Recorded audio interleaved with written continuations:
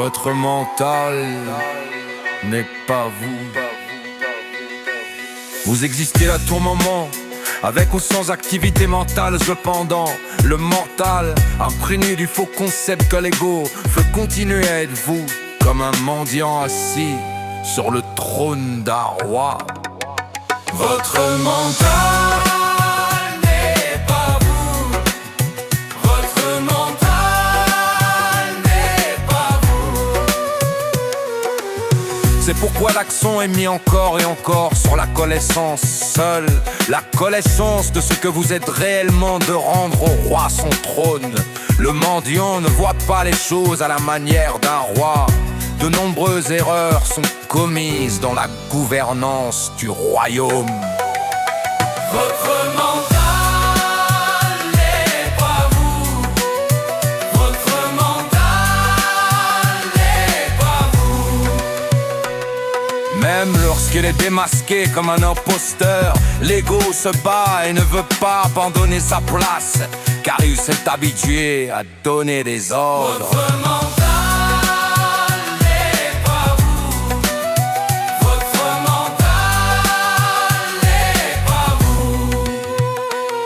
Il est nécessaire de percer à jour l'ego en utilisant l'enseignement des maîtres comme une lumière, et de comprendre que l'ego n'est qu'un concept, une idée, une pensée qui apparaît et disparaît.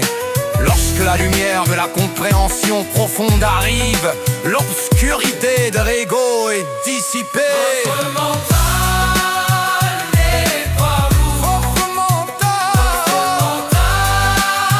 n'est pas vous. Nous devrions être comme la feuille de lotus qui repose sur l'eau, mais imperméables y à feuilles se gorgeait d'eau. Elle coulerait pour vivre dans ce monde en tant que dévot ou disciple d'un maître.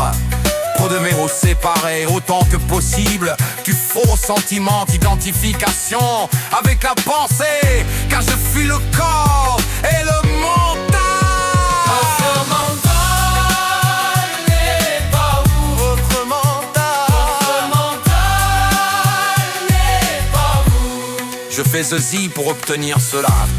Je veux quelque chose, et toutes les variations sur ce thème sont les pensées qui imprègnent la feuille et la font couler. Votre mental n'est pas vous. Votre mental n'est pas vous. Toutes les pensées viennent, bonnes et mauvaises, médites. Ce n'est pas à moi, alors vous en êtes libérés.